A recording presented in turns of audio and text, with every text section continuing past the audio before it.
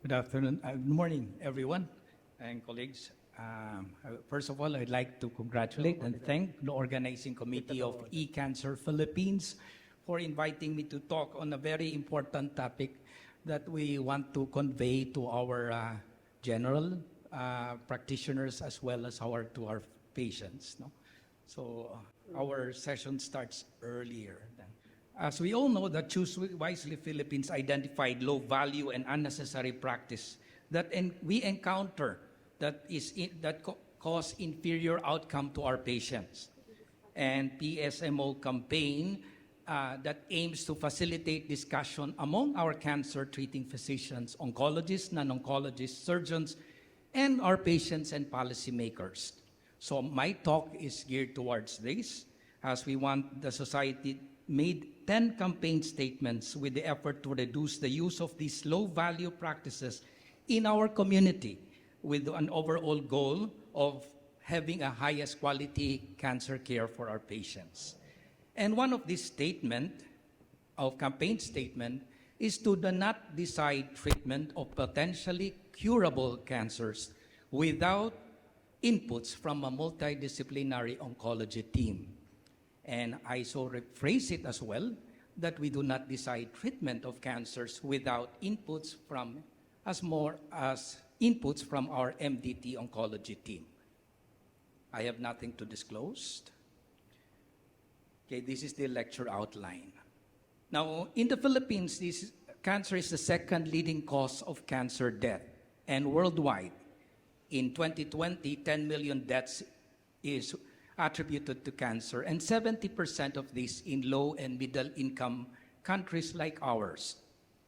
The incidence or prevalence in the Philippines is 189 Filipinos per 100,000 are afflicted with cancer. And lifetime risk among Filipino is 30%. So 1 out of 3 will develop cancer in his lifetime. 4 Filipinos die of cancer per hour and 96 die every day. So the challenge is the burden of cancer, particularly in our country. The cancer is a major event for a person diagnosed with cancer, not only to the patient, but also their caregivers and family. The burden of cancer is physical, not to the patient, but also psychosocial and most of all economic, because of loss of economic resources and opportunities. This is important that we stage our cancers and the goals of treatment. In the early stage, in stage 0, 1, 2, and 3, when there is no metastasis yet, our aim is cure, as to eradicate cancer without recurrence as much as possible, and the treatment should be somewhat aggressive and multidisciplinary. When we cannot cure cancer, we try to control, stabilize cancer so that it will not progress and the patient will live with cancer as long as we can. We prolong the survival, we optimize the quality of life for our patient, and when there are symptoms, we palliate and prevent complication. For our practitioners, for us, the best available treatment should be given when there is a high chances of cure, and this is on early stage. What is potentially curable? Sometimes our oncologists, me as well, try to refrain of saying something like cure. It's like giving hope, much hope. But again, cure refers to eliminate the condition without coming back, without recurrence. Although this can happen in some people, there is currently no specific cure, but because there is always a chance that the cancer will recur. For us, a plausible and empirical criterion for curability is the maintenance of a recurrence-free survival for more than 10 years after an effective treatment. It means there will be no evidence of cancer for 10 years. However, a widely acceptable notion for cancer cure in clinic refers to the maintenance of disease-free survival or complete remission for 5 years.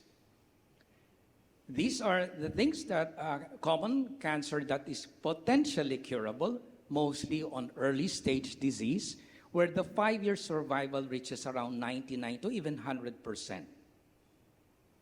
We term curative intent. Curative intent in cancer management is intent to eradicate the tumor without recurrence. It will not recur. Patients with stage 1, 2, and 3, which are localized tumor and regionally localized without distant metastasis, are generally treated by us as a curative intent. Surgery alone can be curative in early stage, but however, a combination of treatment like chemotherapy, radiation treatment, targeted, and immunotherapy increase the chance of no recurrence. And this we call curative intent. To achieve this, we have different types of treatment: surgery, chemotherapy, radiotherapy, immunotherapy, targeted, and now with advancement in innovative cancer therapy. Now we all use this in almost all stages, together, in sequence, or in combination to achieve cure.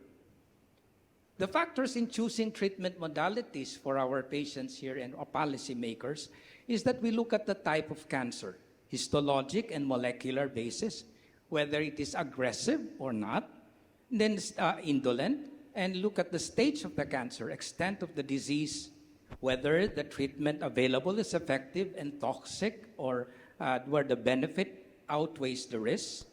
We look at the patient factors, patient performance status, the patient well-being, their symptoms, and of course their preference.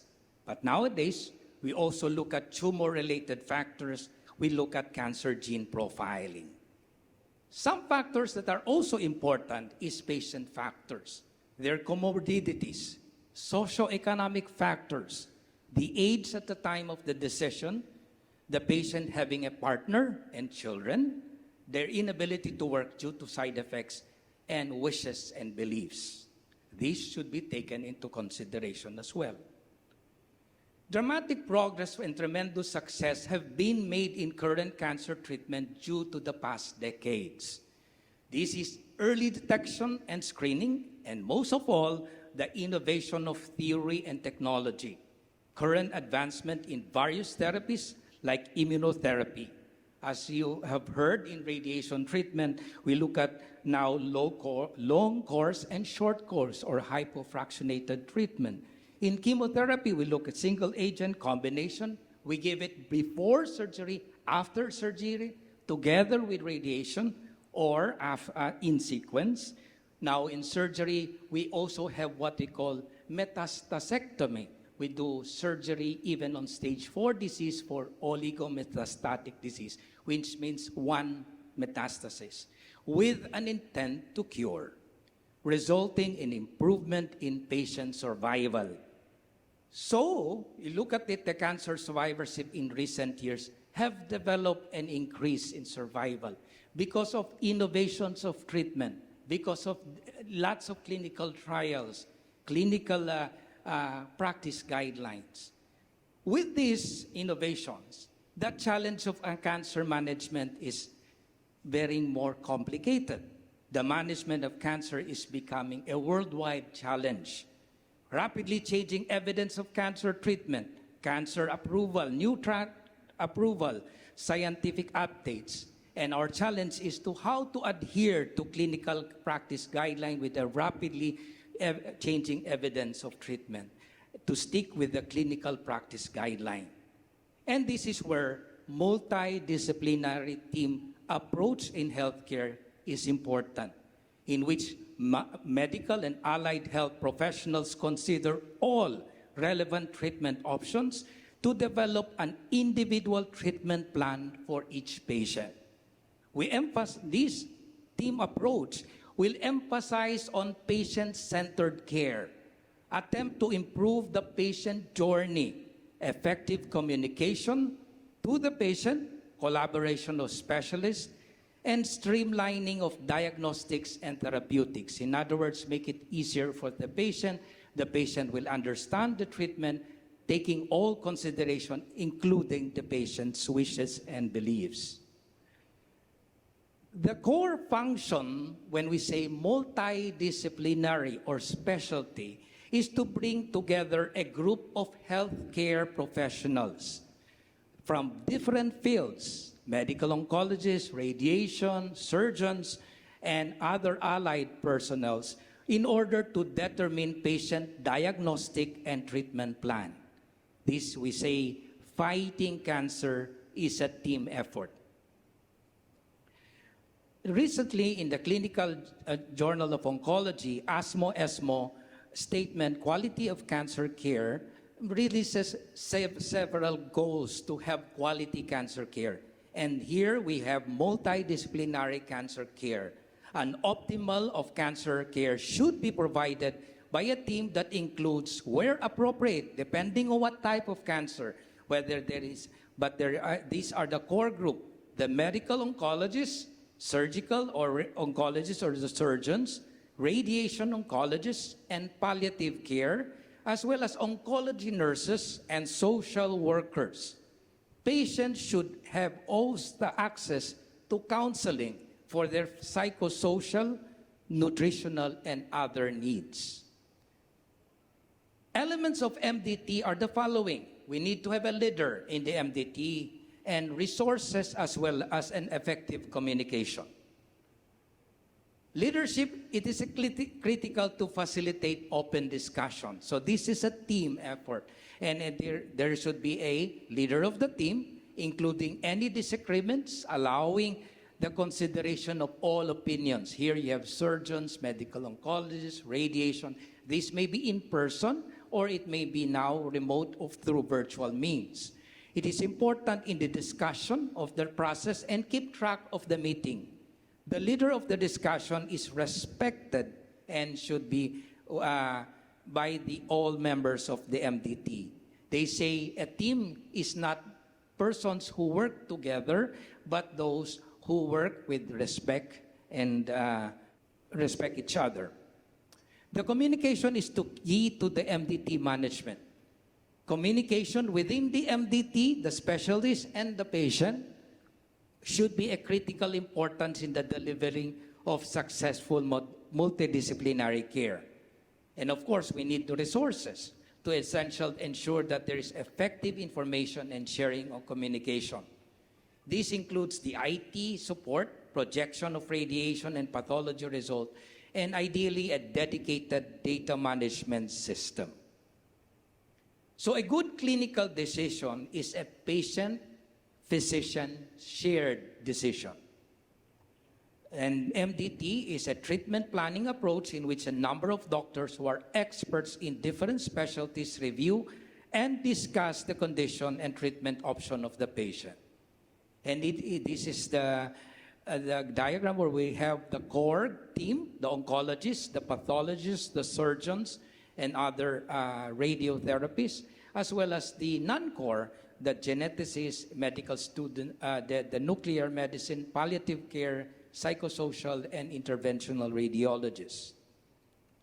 Here, by Fred Ting, had an e-cancer, published in e-cancer, the role of medical oncologists in the holistic care of the Philippines. The oncologists, medical oncologists, should play a core group in the multidisciplinary team and plays an essential role in improving cancer care. We have also what we call tumor board. Aside from the tumor board, maybe have the molecular tumor board. No? This is actually taking into consideration the molecular biology of a cancer.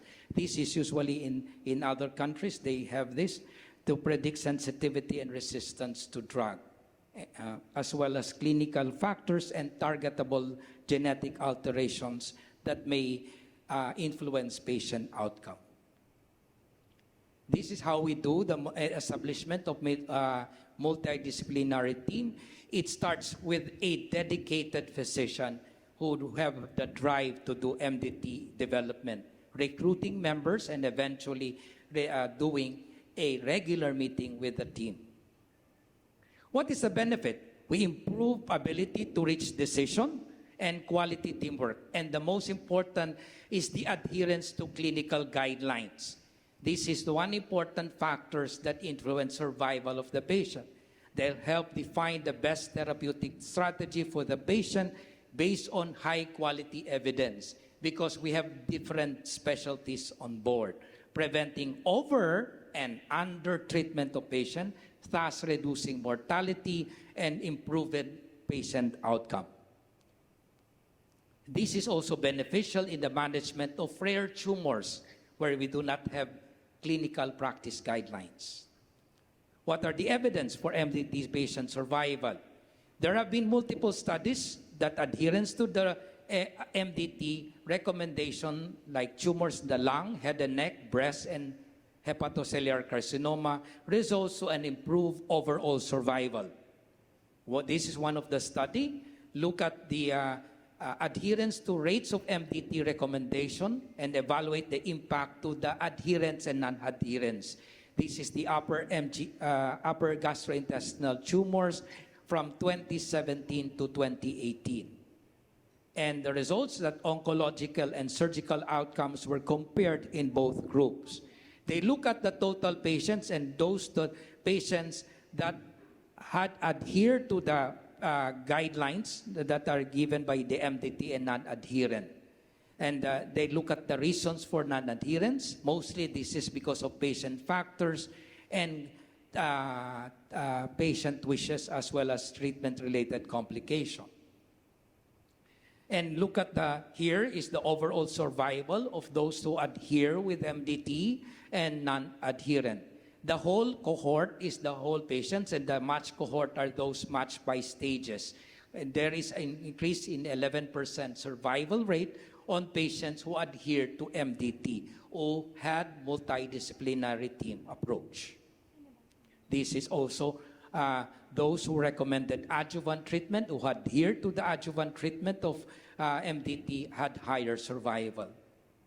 The conclusion is those that are non-adherent to MDT have worse oncologic outcomes. These are some other MDT data that have increased survival, and you see that there is an increase in overall survival and disease-free survival by Liu et al. And in Blay et al., there is better relapse-free survival. So there is local control.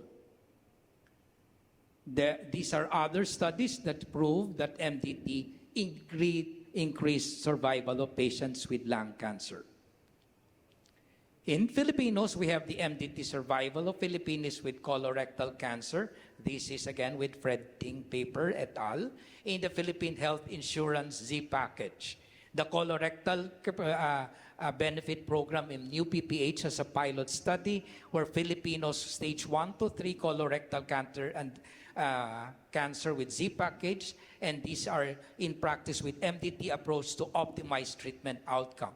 So they look at it, the compliance to prescribed surgery and chemotherapy and radiation treatment were 90%, 77%, and 17%.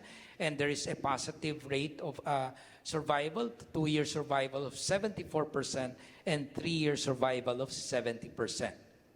They follow up these patients at multidisciplinary clinic, and they saw the results that the reason for good follow-up is because of the effectiveness of treatment, the adequacy of family support, and the affordability of treatment. And the reason for poor follow-up is financial constraints. This is another study that looks at the retrospective comparative study of 13,000 women cohort with breast cancer. So here, this is in UK. They look at those in 1995, in Greater Glasgow Intervention Area. There is a practice of MDT, and in some areas there is no MDT yet at the time. But by year 2000 in UK, MDT management is mandatory. So here you have 5 multidisciplinary team. They look at it. This work in evidence-based guidelines, and they hold meetings regularly. The intervention group is actually the Glasgow area where MDT is practiced, and non-intervention group is that areas that have no MDT. Here, the 5-year survival is increased in those with overall survival is increased in those with MDT approach. And you see there is also an increase in mortality and all-cause mortality. So decrease mortality. So the conclusion is that the introduction of multidisciplinary care substantially greater improvement in breast cancer survival. These are the challenges of MDT in our community. This is the high expenditure and economic cost. So, and of course, insufficient facilities and structures and geographical barriers. I think this is something that we can actually address further in our NICA law, or National Integrated Cancer Control Act of the Universal Healthcare Law. So there is in some patients, instances there is legal issues for confidentiality and anonymity, but these are something that we can improve about. They say there is a risk of delay, risk of treatment delays, but in some studies there is none. So it is according to how we practice MDT, which we improve. And also the challenges of scarcity of available cancers in the Philippines. We have incomplete diagnostic and treatment modalities and lack of oncologists, more particularly in our provinces. But this can be do something about by having a virtual means. So despite multiple challenges in underfunded and resource-limited environment like ours, MDT can be incorporated into clinical practice. Policymakers should make it a priority to support clinical, operational, and governance of a multidisciplinary team, because MDT improves cancer patient survival. Non-adherence to a multidisciplinary team results to worse oncologic outcome.